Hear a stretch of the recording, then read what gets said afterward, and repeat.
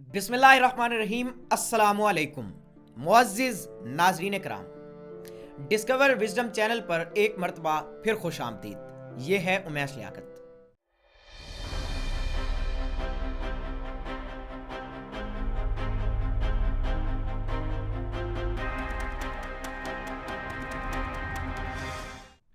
नाज़रीन इकराम, हिंदुस्तान में ख़ानदान ग़ुलामा का 8वां हुक्मरान सुल्तान ग़ियासुद्दीन बलबन भी एक ग़ुलाम था, जिसे मंगोलों ने उसके बचपन में उसके दूसरे अजीज़ों के साथ ग़ुलाम बनाया और फिर गज़नी में ला बेचा था।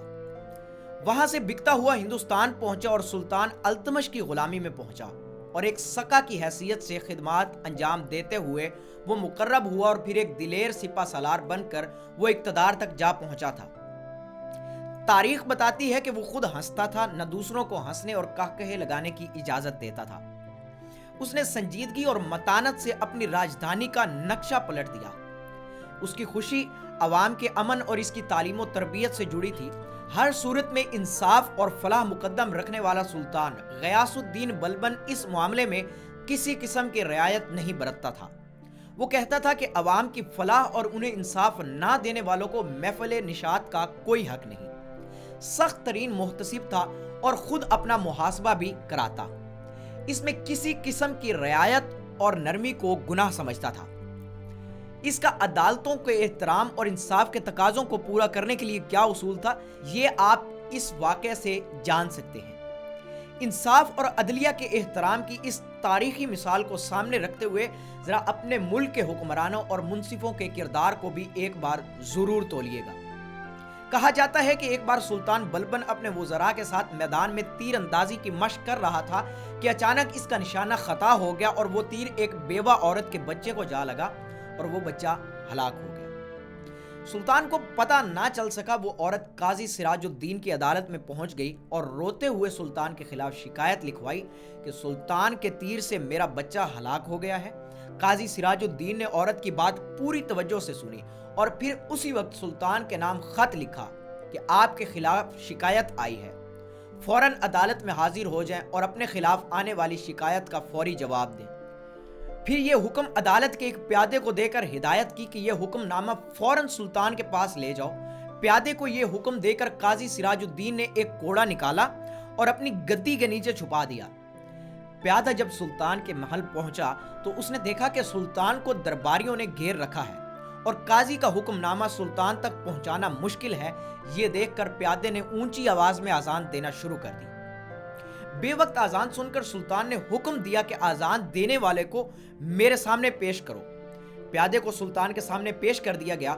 सुल्तान ने गरज कर पूछा, बेवक्त आजान क्यों दे रहे हो? काजी सिराजुद्दीन ने आपको अदालत में तलब किया है, आप फौरन मेरे साथ अदालत चलें।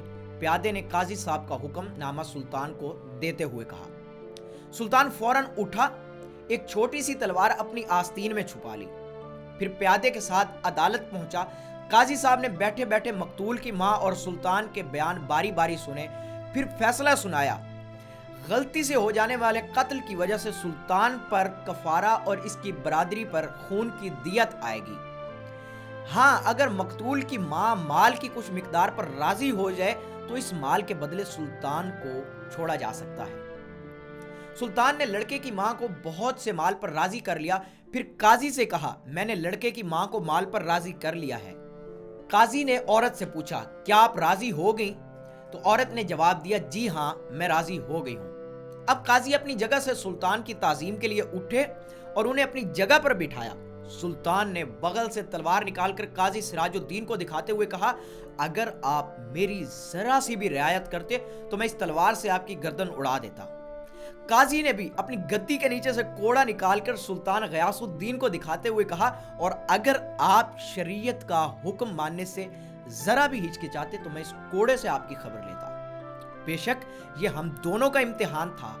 ये था सुल्तान ग़ियासुद्दीन बलबन का किरदार और तर्ज हुक्मरानी जो आज हमने आपके सामने पेश किया। हम उम्मीद करते हैं कि आपको हमारी आज की ये वीडियो बहुत पसंद आई होगी। हमारे चैनल डिस्कवर विजडम को सब्सक्राइब कर दीजिए और लाइक कर दीजिए और दूसरों तक इस वीडियो को ज़रूर शेयर कीजिएगा। अपना बहुत सा ख्याल रखिए। फिर हाजिर होंगे एक नए टॉपिक के साथ। अस्सलामु अलैकुम रहमतुल्लाह।